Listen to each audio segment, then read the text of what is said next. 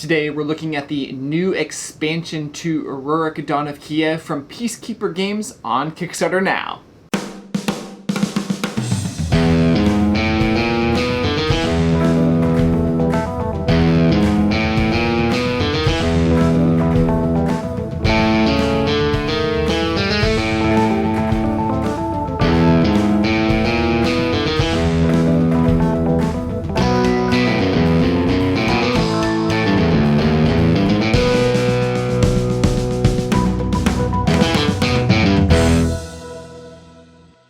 Thank you for joining me today at Tangermouse Studio D. I'm Kevin Delp. If you're not familiar with Rurik Dawn of Kiev, this is an area control, action programming, resource management game, and more for 1 to 4 players. It takes about 1 to 2 hours to play. Published by Peacekeeper Games.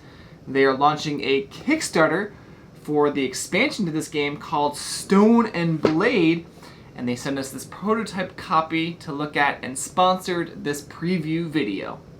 The expansion brings some new core content and 3 new modules. Since this is a modular expansion with some core content, then you can pretty much choose what you want to play with and not play with in a given game. Let's look at the core content first. Some new leaders, Gleb, that can help with movement after an attack, and Theophana gains benefits after taxing in her own region. 2 new structure types, stables and taverns. Building stables will help your troops move, and building taverns is going to get you some coins and possibly play some scheme cards. So these new structures are going to help with different paths that you can take in the game, especially when you're building, because in the base game you only had 3 structures to choose from and now you have 5. So a lot more flexibility in what you're going to build and where you will build it on the different areas in the game board. Inheritance cards that you get at the beginning of the game that give you rewards. New trade tokens that you gain when you complete a column on your boat. These can help you with accomplishing deeds and converting goods.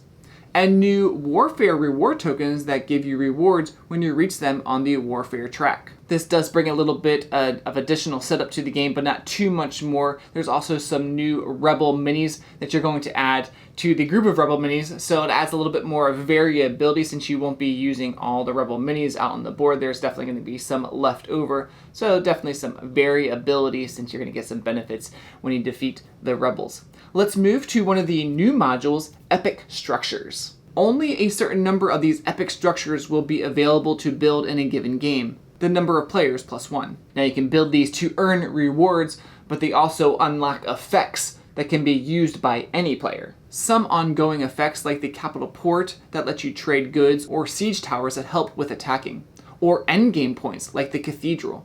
Another module is the Warfare module that will allow you to attempt to capture a troop after an attack. Players get a dungeon mat and conversion token. When attempting to capture a troop, you reveal 1 scheme card from either deck. If there is a casualty icon on it, then you fail, but if not, then you succeed. You can even try and capture rebels and then place them on your mat too. During the claim phase, you must release the captives and you'll earn some victory points. Alright, let's move to the last module, Rebel Factions.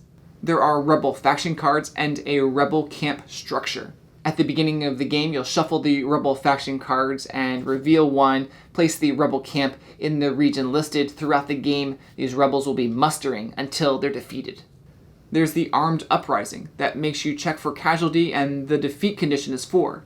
The Pagan Unrest, you don't remove rebels when building a church. Defeat condition is 2 churches and 2 defeated rebels. The Peasant Mutiny makes you spend additional tax points, and defeat condition is 4 different types of goods and 2 defeated rebels.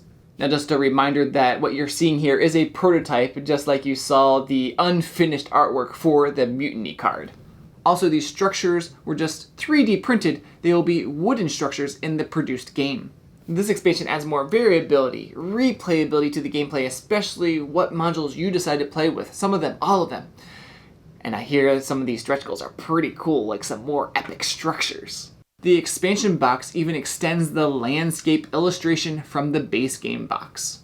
So the base game, Rurik Dawn of Kiev, was in Melissa and my top 10 Kickstarters of 2018. The expansion is adding a lot more content, and even the name makes sense. Stone and Blade, you have the stone with the structures, and the Blade with the new Warfare and Rebel modules. So if this sounds like something you would enjoy, check out Rurik Stone and Blade from Peacekeeper Games on Kickstarter. And as always, we'd love for you to like this video and subscribe to Tantrum House.